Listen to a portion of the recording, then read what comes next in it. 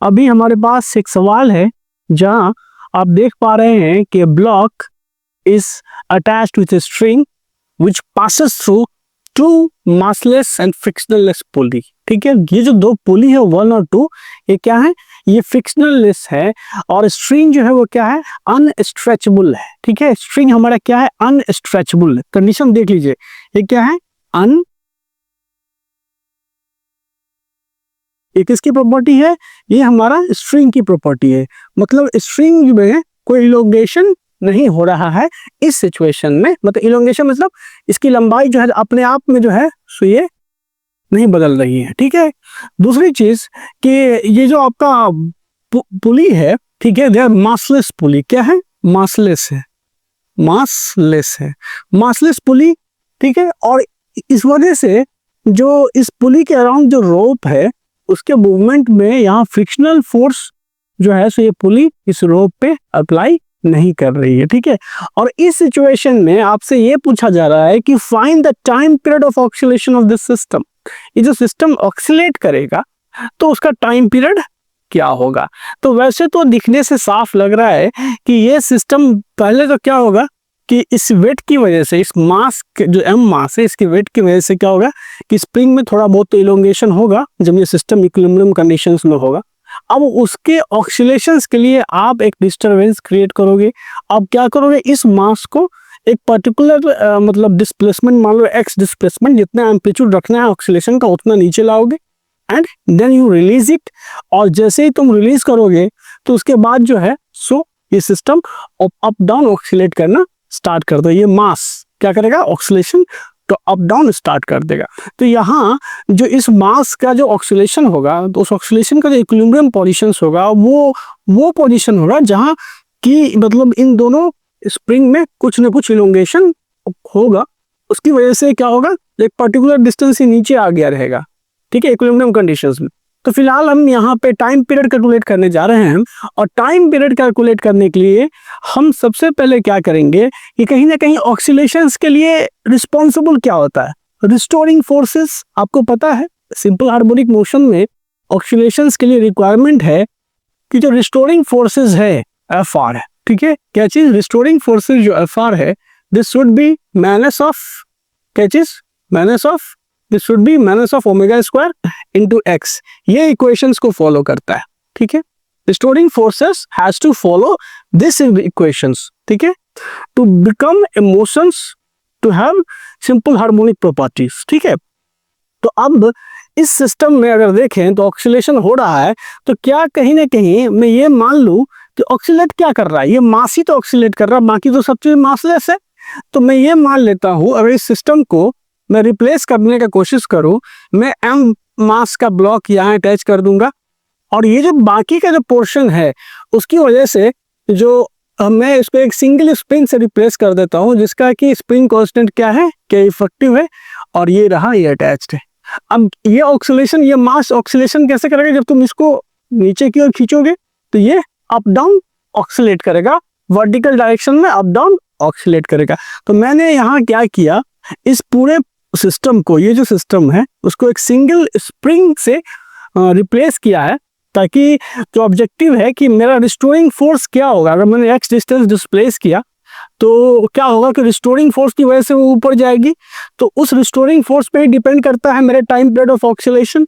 तो मैंने क्या किया, इस पूरे सिस्टम को एक सिंगल स्प्रिंग से रिप्लेस कर दिया। ठीक है, अब अगर मैं जितना डिस्प्लेसमेंट मान लो इसको एक्स डे नीचे लाता हूँ और छोड़ता हूँ तो इसके ऑक्सीलेशन, इस मास के ऑक्सीलेशन का जो टाइम पीरियड होगा और इस मास को अगर मैं सपोज करूँ एक्स लेंथ लाता हूँ और छोड़ता हूँ तो यहाँ जो टाइम पीरियड होगा वो दोनों सेम होगा।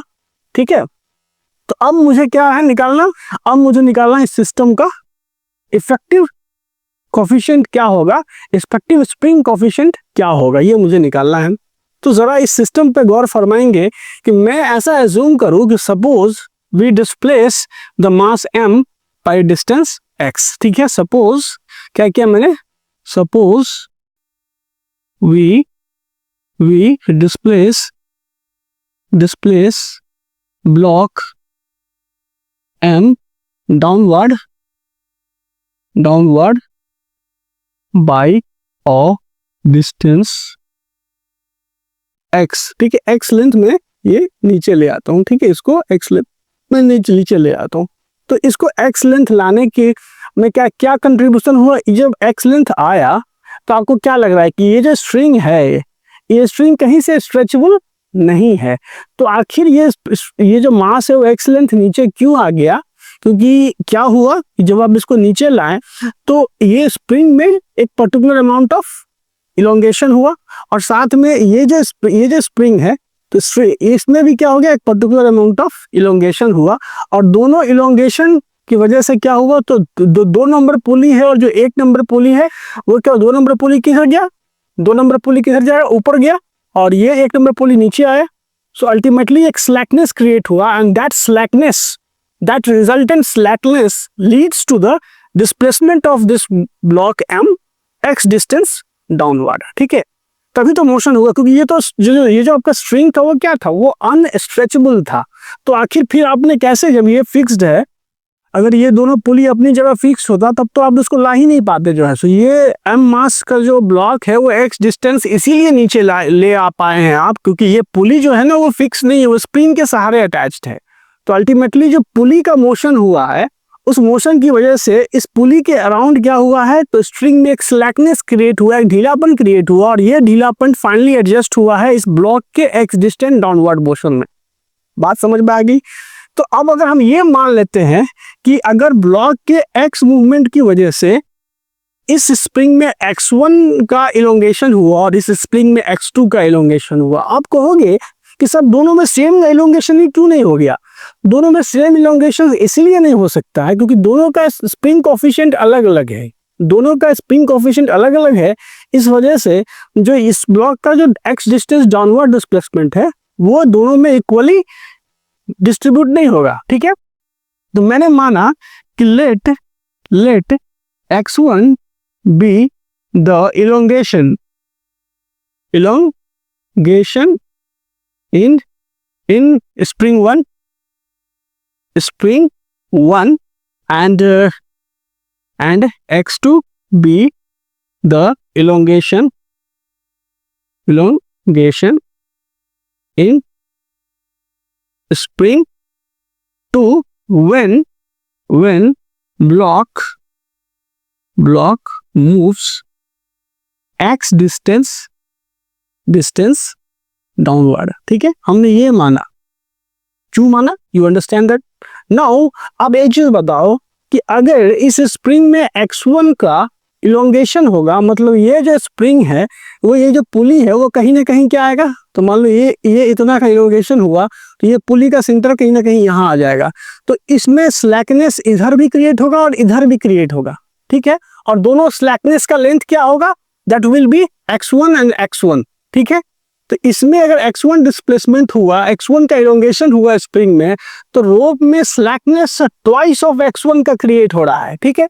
सिमिलरली अगर आप देखें इस पुली का, जब ये पुली ऊपर गया कितना x2 लेंथ मतलब ऊपर गया, क्योंकि ये स्प्रिंग x2 लेंथ क्या हुआ है, स्ट्रेच हुआ है, जैसा मैं कह रहा हूं। तो अगर ये स्प्रिंग x2 लेंथ स्ट्रेच हुआ तो ये पुली जो है का सेंटर x2 लेंथ यहाँ ट्रेवल किया, इसकी वजह से कितना रोप रिलीज हुआ, कितना स्लैकनेस क्रिएट हुआ, तो twice of x2 slackness create हुआ। तो कहीं ना कहीं आप लिख सकते हैं कि ये जो टोटल जो डिस्प्लेसमेंट हुआ ब्लॉक का x, ठीक है, and this x is equal to twice of x1 plus twice of x2। बहुत सारे बच्चे जो होते हैं वो इस चीज में कंफ्यूज हो जाते हैं कि आपने स्प्रिंग का एलोंगेशन x1 माना, देन हाउ यू कंक्लूड कि ये जो मतलब डिस्प्लेसमेंट हुआ, मतलब जो स्ट्रिंग जो है इसके अराउंड, जो पुली के अराउंड जो स्ट्रिंग है उसमें ट्वाइस x1 लेंथ का कंट्रीब्यूशन कैसे हुआ।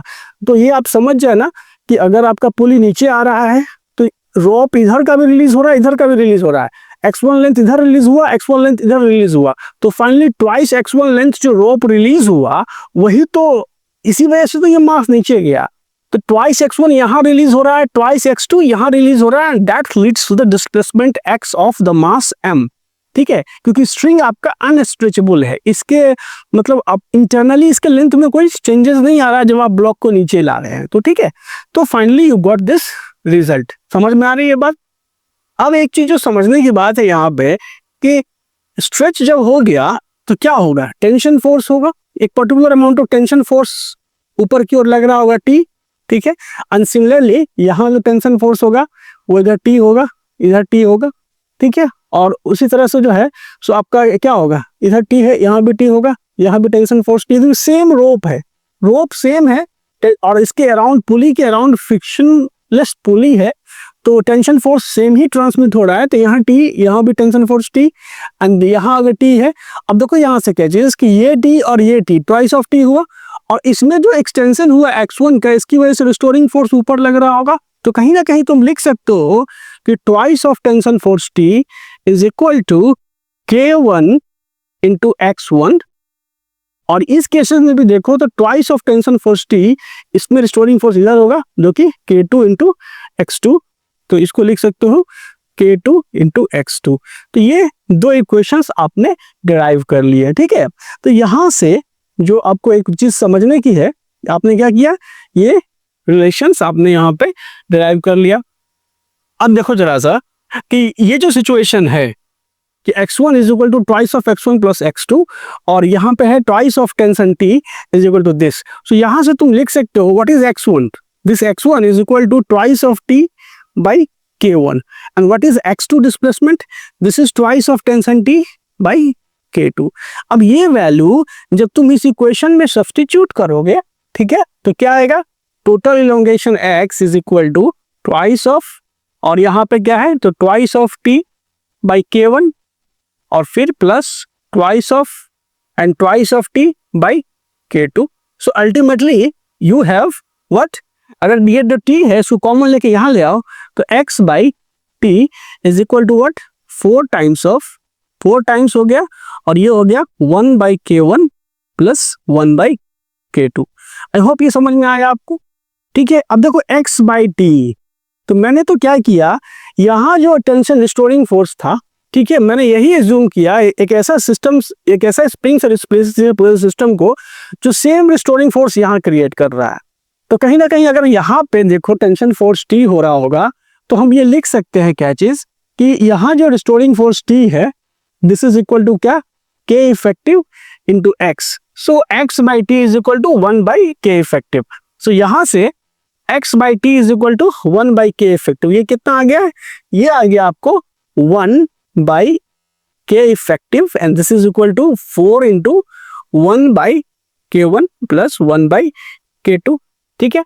अब इसको सॉल्व कर लो, तो क्या लिखोगे तुम, 1 by K effective is equal to 4 times of यहाँ पे K1 प्लस K2 बट्टा K1 K2, ठीक है, and this leads to the result of K effective is equal to कितना आ जाएगा, K effective is equal to K1 into K2, ठीक है, और बट्टा 4 times of K1 plus K2।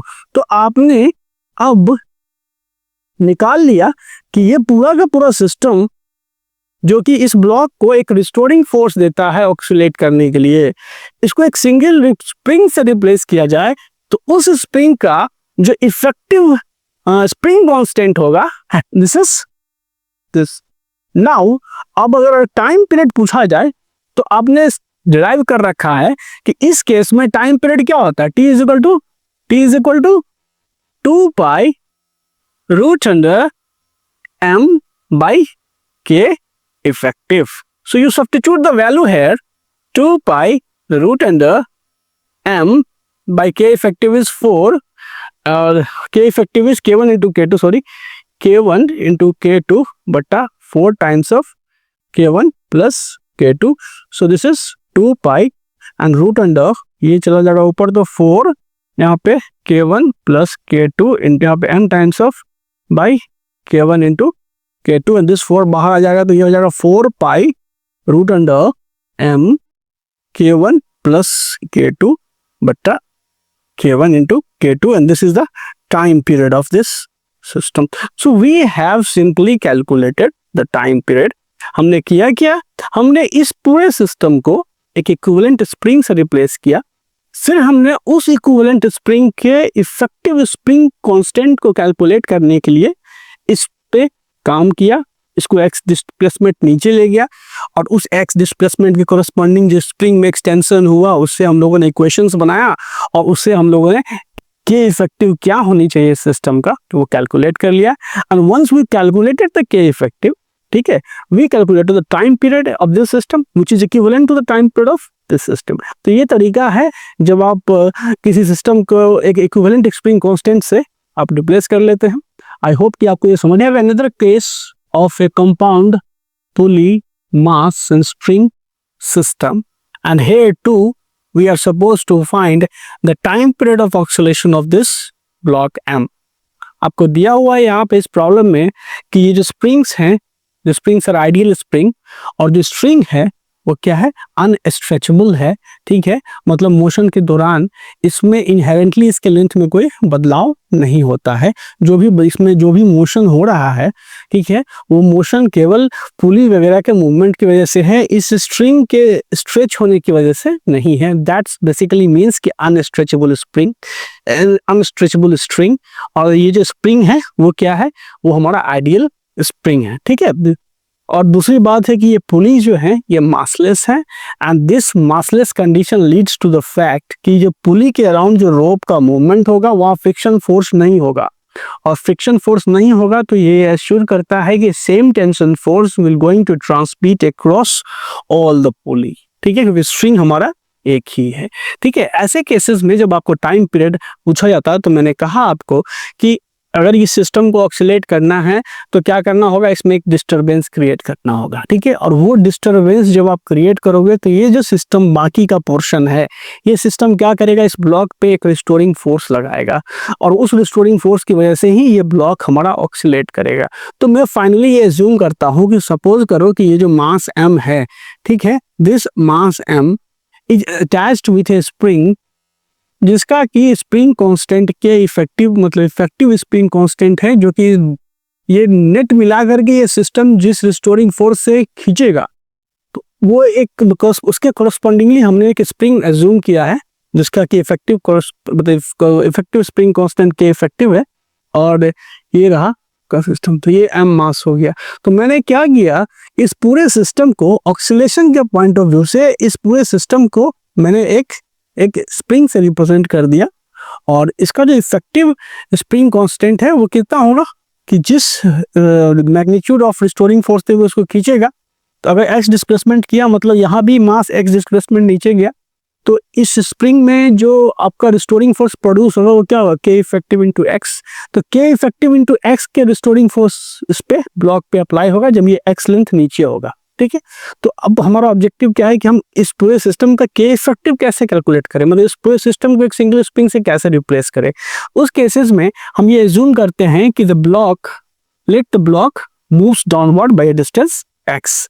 क्या लिखे, let the block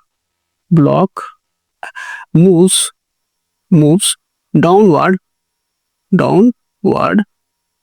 bye a distance x distance मैंने क्या किया, इस ब्लॉक को नीचे लाया। तो x डिस्टेंस नीचे लाने की वजह से मतलब आप सोचिए कि ये x डिस्टेंस किस स्थिति में नीचे आया होगा, स्ट्रिंग में तो कोई स्ट्रेच नहीं हुआ होगा। तो अल्टीमेटली इसका x डिस्टेंस नीचे आना मतलब क्या चीज है, ये कहीं ना कहीं इस रोप में एक स्लैकनेस प्रोड्यूस हुआ होगा, एक ढीलापन हुआ होगा जो कि जिसकी ब्लॉक के डाउनवर्ड डिस्प्लेसमेंट के लिए रिस्पॉन्सिबल है। तो ये कंट्रीब्यूट किसने किया है, ये कंट्रीब्यूट इन्हीं स्प्रिंग ने किया है, क्योंकि ये स्प्रिंग क्या कर रहा है, इस ब्लॉक के स्टैटिक नहीं रन दे रहा है। ये जो पुली है, these pulleys are movable pulley due to the influence of these spring. तो जब आप इसको नीचे खींचोगे तो अल्टीमेटली टेंशन फोर्स की वजह से जो टेंशन फोर्स ग्रेजुअली ट्रांसमिट होगा उसकी वजह से क्या होगा, तो हर स्प्रिंग में कोरस्पॉन्डिंगली एक इलोंगेशन क्रिएट होगा और वो सारा इलोंगेशन मिल करके ही इस ब्लॉक के x डिस्प्लेसमेंट नीचे जाने के लिए रिस्पॉन्सिबल होगा। तो हम ये एज्यूम करते हैं कि इस ब्लॉक के नीचे आने की वजह से, x डिस्टेंस नीचे आने की वजह से जो एक्सटेंशन इन द स्प्रिंग है, एज्यूम किया क्या किया हमने, कि assume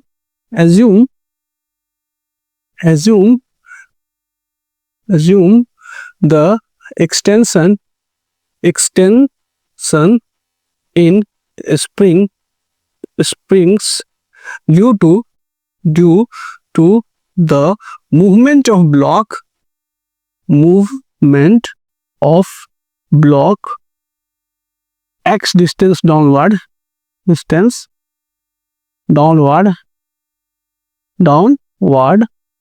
are x1, x2, x3 and x4 respectively.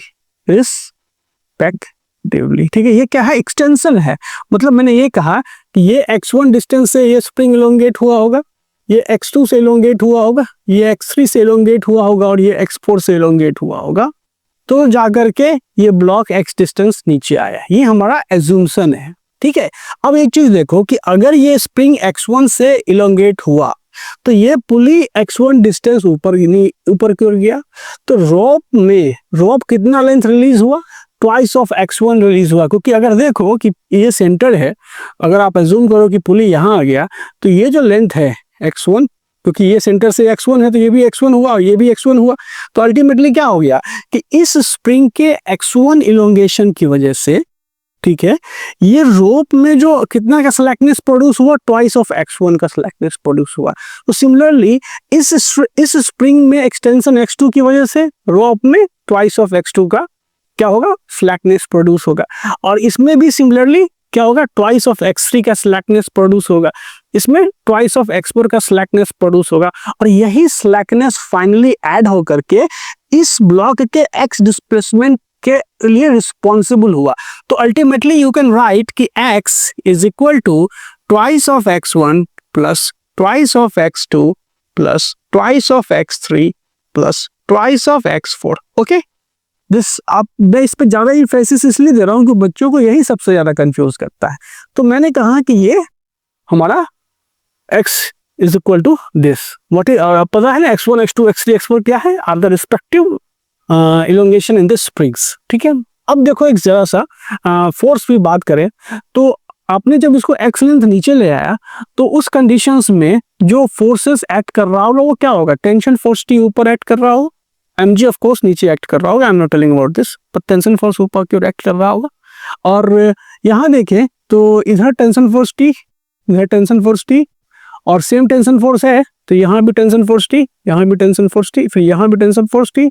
ये स्प्रिंग में जो टेंशन फोर्स, स्ट्रिंग में जो टेंशन फोर्स हो रहा है मैं उसकी बात कर रहा हूँ। फिर यहाँ भी टेंशन फोर्स T, और यहाँ देखिए ये क्या करेगा? इसमें x1 का इलोंगेशन हुआ है तो ये K1 इंटू x1 मतलब फोर्स के साथ ये अपने ओरिजिनल पोजीशन को गेन करने की कोशिश करेगा। सिमिलरली ये ऊपर की ओर फोर्स लगाएगा, रिस्टोरिंग फोर्स कितना? तो K2 इंटू x2। उसी तरह से यहाँ पे नीचे की ओर फोर्स लगेगा K3 इंटू x3, और इसी तरह ऊपर की ओर यहाँ फोर्स लगाएगा तो K4 इंटू x4। ठीक है, तो आप कहीं ना कहीं अगर देखें फोर्स को पुली के अराउंड इक्वेट करें तो twice of T is equal to K4 x4, यहाँ पे भी ध्यान, twice of T is equal to K3 x3। तो ultimately you can write this as twice of tension force T is equal to K1 x1 is equal to K2 x2 is equal to K3 x3 is equal to K4 x4। ठीक है, तो यहां से आप ये calculate कर सकते हो x1 is equal to what? Twice of T by K1, उसके बाद x2 is equal to what? Twice of T by K2, और x3 is equal to what? Twice of T by K3, and x4 is equal what? Twice of T by K4। अब ये जो सारा value है x1, x2, x3 का, हम इसको इस इक्वेशंस में अगर सब्स्टिट्यूट करें then we will get x is equal to twice of, और यहाँ पे ये हो जाएगा ट्वाइस ऑफ T है तो यहाँ पे सीधे ले लो twice of T by K1। ठीक है, फिर जोड़ twice of T by K2। ठीक है, फिर जोड़ ट्वाइस ऑफ T बाई यहाँ पे K3, फिर लो ट्वाइस ऑफ T बाई यहाँ पे K4। तो अल्टीमेटली अगर हम 4 कॉमन ले लेते हैं, 4 इंटू T कॉमन ले ले, it will finally equal to what? 1 by K1 plus 1 by K2 plus 1 by K3 plus 1 by K4। ठीक है, और अगर हम यहाँ से x बाई ये जो है x बाई T कर दें, x by T is equal to 4 times of 1 by x1 plus 1 by K1, sorry 1 by K1, 1 by K2 plus 1 by K3 plus 1 by K4। ठीक है, ये समझ में आ रहा है बात? तो x by T is what? अगर इस ब्लॉक M को मैं x लेंथ नीचे ले जाता, तो मतलब ये ब्लॉक अब यहाँ आ जाता, तो इस पे जो रिस्टोरिंग फोर्स लगता है FR, वो क्या होता है, K इफेक्टिव इंटू जो टेंशन फोर्स लगता into x, this is equal tension force T। हाँ, तो ये हो गया कैचेस कि x by T is equal to 1 by K effective. ठीक है, तो बस x by T is equal to 1 by K effective है, मैं यहाँ डाल देता हूँ। तो ultimately what, 1 by K effective is equal to 4, and यहाँ से 1 by x1 plus 1 by x2 plus 1 sorry 1 by k1, 1 by k2, 1 by k3 plus 1 by k4, and this leads to the value of k effective. ठीक है, ये value आ जाएगा, और यहाँ से time period निकालोगे t बराबर 2 pi root under m by k effective, and this result will gives you the time period of this system। तो आप समझ पा रहे होंगे कि मैं कर क्या रहा हूं, मैं इस ब्लॉक के ऑक्सीलेशंस के लिए सारे सिस्टम को अल्टीमेटली एक सिंगल स्प्रिंग से रिप्लेस कर रहा हूं, और उस सिंगल स्प्रिंग्स का कोएफिशिएंट ऑफ स्प्रिंग कांस्टेंट निकाल रहा हूं बाय यूजिंग दीज कॉन्सेप्ट्स, और सीधे मैं फॉर्मूला लगा रहा हूं, क्योंकि मुझे इस सिंपल सिस्टम का जो टाइम पीरियड निकालने का फॉर्मूला हम लोगों ने डिराइव कर रखा है, and this is how we are calculating the time period of the systems. ठीक।